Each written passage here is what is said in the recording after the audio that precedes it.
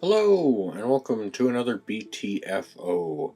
Today we're going to be talking about Nobody 2, continuing our 1 to 2 word action movie arc.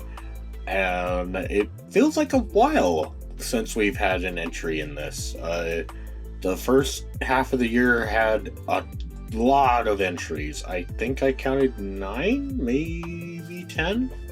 I'd have to recount, but yeah, and this feels a little weird as a review to be doing, because if you don't know, that was basically the first review that I tried doing on my channel was Nobody. I really liked the first Nobody film. I thought it was a really good film. It has its problems here and there, but overall, I really liked the first Nobody film. That being said, I would not recommend Nobody 2. While I think it's better than a lot of the films in the 1 to 2 word action film genre this year, I don't think it's good, and it is a significant downgrade from the first film. And a lot of that has to do with the fact that it basically is nostalgia bait for the first movie. And it's like, guys, you're like, the first movie it came out like 3 years ago. Like, it has not been that long since the first movie. But like, I couldn't help but notice that all throughout it, because like they start and end with the same framing device of like, oh look, it's Nobody in a police interrogation, and like he's got an animal with him. It's like, oh, okay. And like then they basically they say, which is one element that I find kind of interesting, is that like the opening of this is he's going on a bunch of like missions, essentially for the government, because the government basically like paid off a lot of the Obshank members, because Hutch burned down the Obshank in the first film. And so Hutch owes the government a debt, and so they're basically having him do missions to pay off that debt. And like he's relatively close to paying off that debt, which it's like, oh, okay, that's interesting. Like, but it's, I don't know, it is a little weird because it's like, I don't really know if the government would be really interested in paying, like, you know, like a lot of the Obshake members are not like good people, so like I don't know if the government would really care that like, oh, a bunch of Russian mobsters lost their money. But it's like, I guess that's not the worst framing device you could have. But basically, through doing this, it's kind of alienated him from his family, and so he decides that they need a vacation, and so they're gonna go to Plummerville, this like theme park town that his dad, Christopher Lloyd, took him to when he was young. So then like they go there, and they get in a fight in an arcade, which I will say is like kind of really stupid, because it's like, so Nobody's son, or Hutch's son, is like doing this arcade game, and there's like a group of like 3 like teen girls that are like ogling him, and so he's like, oh, hey, like he's kind of awkward, which is kind of weird because like, I don't know, they play it both that he is awkward, but also that like, nah, he could be a ladies' man. and like he gives them his tickets, and then like random kid from the town is like, "Hey, city boy," when it's like, okay, whatever. Like, you guys are not like country kids. Like, okay, let's calm down with the city boy shit. But he's like, "Oh, why are you hitting on my girlfriend?" And then like they start fighting, and so then like Hutch has to break out the fight, and then like on the way out, one of the employees like trying to get them out smacks Hutch's daughter on the back of the head, and so then Hutch decides to go back in and like beat the shit out of all of them, which it's like, that's okay. I get it, because like, I don't know, it does feel really weird because the first film makes a point of like, yes, Hutch is prone to violence, but it's also because he's been so long without it, that like he is deciding to like go fight these people. And like, even when he is deciding to fight these people, it's not like he's purposely picking fights. He's like, you know, like he actually does choose the battles rather than just fighting anyone that'll fight him. Whereas the second movie seems to like take it that no, he fights anyone. Like, that's just Hutch. He needs to get into fights, and it's like, oh, okay, that wasn't really what was the case, but alright, I guess you changed that.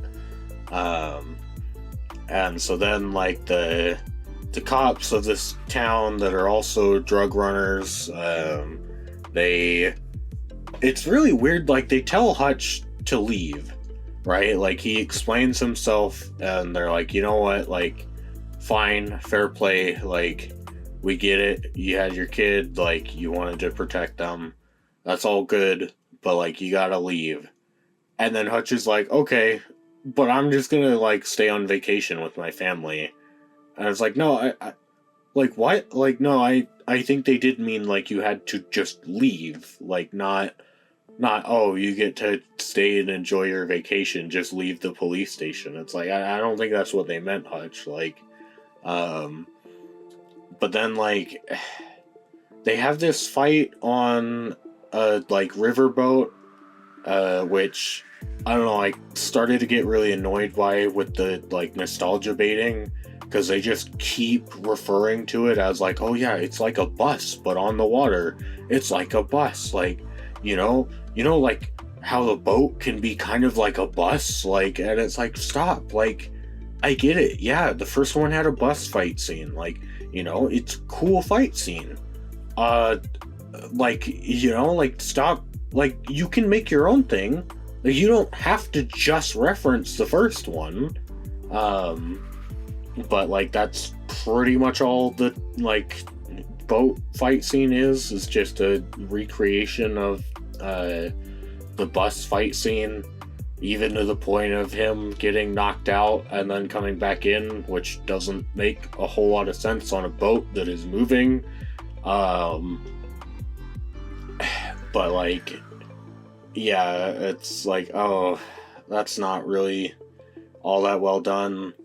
And then we get introduced to our main villain, lady villain, that, man, she was really annoying. Like, especially by the third act, they try very hard to be like, oh, she's quirky, and like, oh, she hurts her own men, like, you know, she's vicious, like, that's what she is, and it's like, man, you know, like, Julian was a really cool villain in the first one, because he was like no nonsense, and like part of that was he wanted out of his business, which made him an interesting foil for Hutch, because Hutch like very much wanted back into this kind of life, like, you know, that's what kind of sets him apart as an action hero, is that like he is the very like suburban dad, like everyday kind of Joe Schmo, but he really wants to get back into like fighting people. He's not like John Wick, where John just wants to stop, supposedly, until the later movies, but we don't have to talk about how bad those movies got.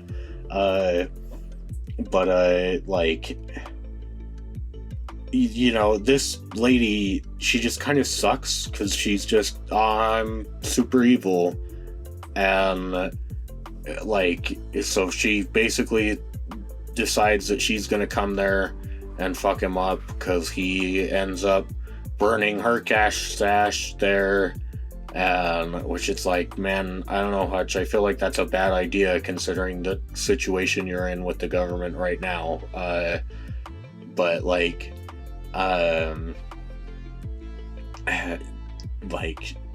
He decides to burn her cash stash, and he saves the mayor's son, and so then the mayor and him are now friends, and they decide that they're gonna close down the park. It's like a fairground / water park, and they're gonna close it down and Home Alone that shit to kill her. And it's like, oh, okay. I guess good thing she decided that she very much needed to personally oversee this rather than just sending in her people. And you might be wondering, oh, okay, so where's Hutch's family in all this? Well, he sends them off to a cabin in the woods that they're like, oh yeah, you'll be safe there. And his wife is there, supposedly to protect them, but then right before the third act starts, she sees a rifle on the wall, and she tells her kids, oh, I'm going for a walk, and decides to take the rifle and leave. And by the end of the third act, it's like, oh, so she really did just leave her children unprotected. Because they end up getting saved by Riza. I think it's Henry? I think that's his character's name. But they end up getting saved by him. And it's like, oh, but she didn't know about that. Which is a really bad reflection on her character. Also, it's really weird that they set her up as oh, she's a sniper, but she doesn't take a sniper position. She just walks into the middle of the action and starts shooting. And I don't know, the third act just made it glaringly apparent how poorly edited this one was. Where particularly if you notice the grandpa, or Christopher Lloyd's character in the third act, he's up on this tower shooting a turret, and then somehow he gets injured and knocked down, and then he's just right back up again at a different point, and it's oh, is there a lot of missing footage here? Because that all kind of just seemed to happen. It didn't seem very well motivated or anything. And it gets really awkward because they kill a whole bunch of people, and some of it's fun, but a lot of it is man, that feels you spent a lot of time doing that, and you really didn't need to. Whereas the first one, it's oh, all the booby traps in the warehouse, Hutch didn't set up a lot of those, right? A lot of those were some of them he set up, sure, but a lot of those were set up by his brother and his dad. And a lot of them make sense, a bunch of nails and shit in a jar. It's yeah, that doesn't take that much time.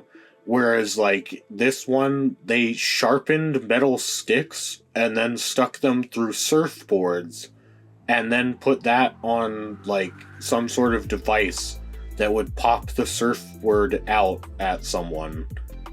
I was oh, that feels like a lot of extra steps for, you could have just had a gun there.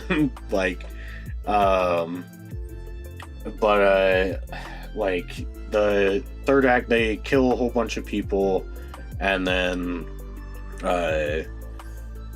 the big bad lady comes in, and she's got these like two Asian ladies with her that like they're really tiny and petite, but they both have like nightstick batons, and they somehow beat Hutch to the point where like they're able to hold him back. And it's like, no, like we've seen Hutch like full on brawl with a lot of like big burly men throughout this movie. Like I don't believe for a second that like those two petite Asian ladies are gonna hold him back. But then like it gets really weird because they have the villain, she has to give a monologue to him, and her whole monologue is, I don't know you, but you fucked up my business. That's not cool. I'm gonna like destroy you for that. And it's like, man, this is way lamer than like when Hutch and Julian talk in the first one. Because it's like, Hutch actually has something to say to Julian. Like, he has the whole point about like, hey, like, you could just retire, you know, the way I see it. Like, I did you a favor. And like, you know, you could just leave me alone. Also, like, you came to my fucking house. Like, you don't do that. Like, whereas in this one, it's like, yeah, Hutch can't really say anything because it's just a matter of, well, yeah, I was on vacation and I found your shit and I destroyed your shit. Like, I could have just minded my own business, but I didn't do that. So it's like, yeah, there's nothing really interesting for Hutch to say here. And there's no real personal connection between this lady and Hutch. Like, they don't even really have the scene from the first one where, like, the lady discovers for Julian, like, who Hutch is and then, like, quits on him. Like, they don't have that scene. They're just like, oh, yeah, that's the guy from our security cameras. It's like, oh, okay. So, yeah, like, everything's just lamer and worse than the first one. And then, like, they go and, like, he ends up, because the mayor, who was just sitting in the background of this scene the whole time with a gun, he ends up just shooting one of the Asian ladies. Then the other lady, like, freaks out, and then I think either he ends up shooting her or Hutch kills her. But then, like, big bad lady freaks out, and I think somehow they indispose of the mayor without killing him. Like, they get rid of his gun or something. But then, like, I think she throws, like, a throwing knife at him or something, because they randomly are like, yeah, knives are really her thing.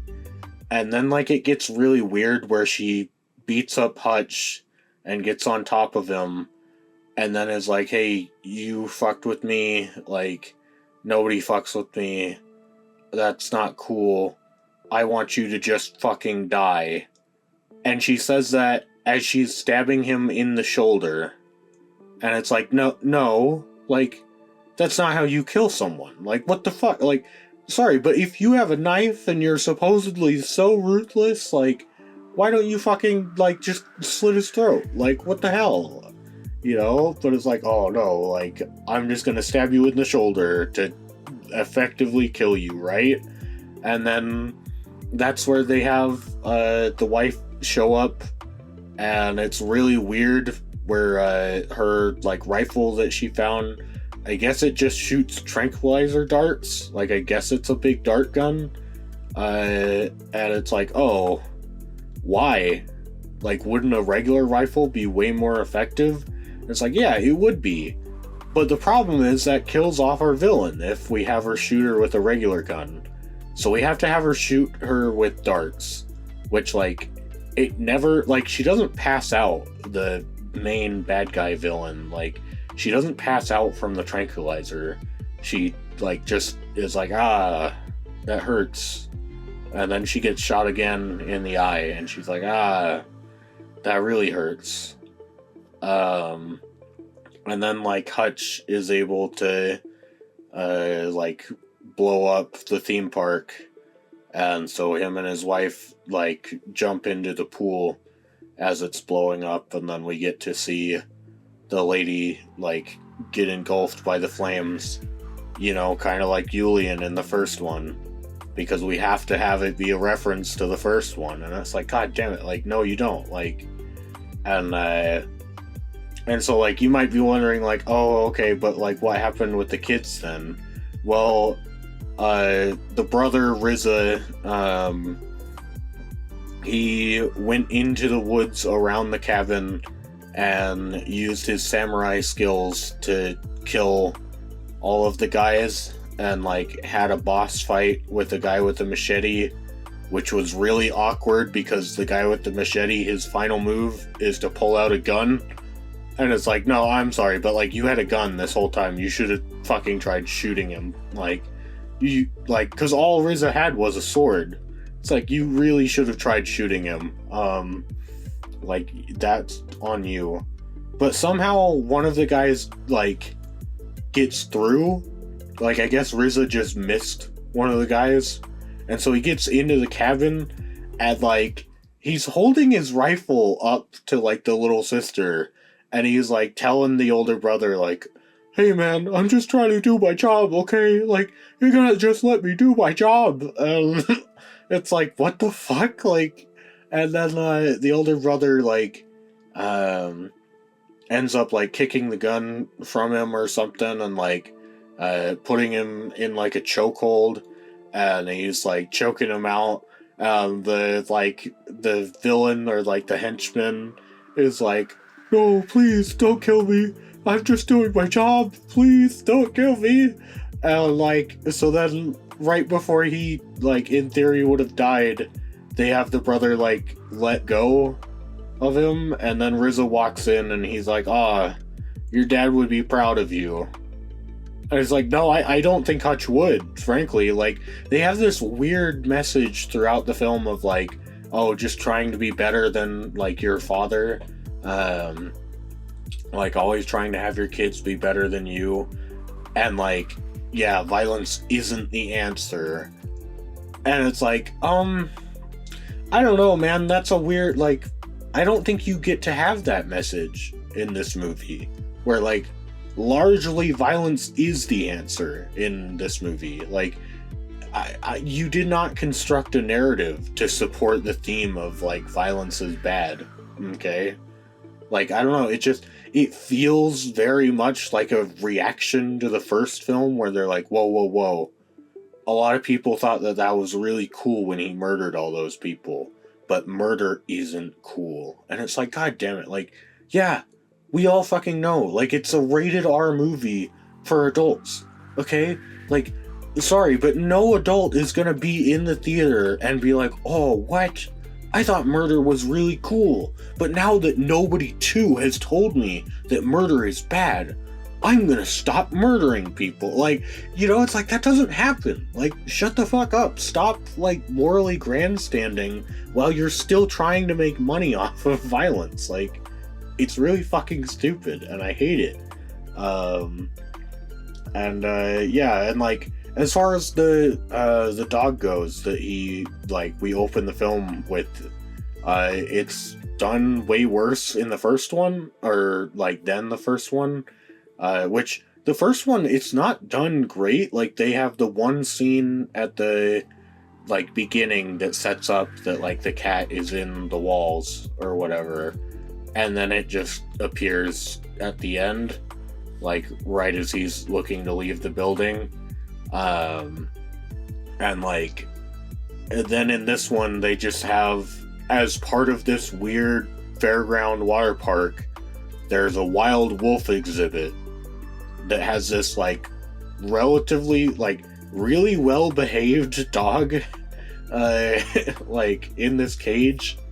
And so just as part of the third act, Hutch decides to let it out of the cage. And then they just end up taking it home with them. And it's like, oh, okay. You know, because it's like the first one. And it's like, shut up, shut up, shut up. Like, god damn it. Just do your own original thing. You don't have to reference the first one. Like, the first one came out 3 years ago, okay? Like, it's not been that long. You don't need to reference it as though it's this big, like, oh, everybody loved the first Nobody. Like, you know, I'm so glad that we're getting together 20 years later to do a legacy sequel. It's like, why does it feel like that? Like, it's been 3 years. It shouldn't feel like that. But yeah, if I haven't made it clear, don't watch Nobody 2. Just watch the first one. That's all you really need. It's kind of a shame that they took what could have been another big action franchise and they decided that, like, oh, well, we'll just do the John Wick thing because John Wick makes money. And it's like, no, stop. Like, the John Wick movies are bad, okay? And, like, you know, sorry, but Ballerina didn't make money, not because, oh, it's a woman. That's a fucking stupid argument. Like, it didn't make money because people have recognized that, like, oh, yeah, that's bad, though. Like, you know, like, I will be very curious to see if John Wick 5 makes... I will bet that it'll probably make around the same amount of money that John Wick 2 did. Like, you know, it will make more money than it should, but it will not make as much money as the fourth one. Like, I think the fourth one making as much money as it did was a fluke. Like, you know, I think it was a lot of dumb people really hyping themselves up, being like, oh yeah, we're gonna get to see, like, John fully take his revenge, and, like, you know, then he dies. Like, I think the fifth one being like, oh, he's back now. Like, you know, I think that's going to piss a lot of people off, and it's not going to make nearly as much money, and it's going to be just as stupid, if not more, like, because I doubt they'd actually put thought and care into it at this point. Yeah, I wouldn't recommend this movie. Don't go see it. Thanks for watching. Bye.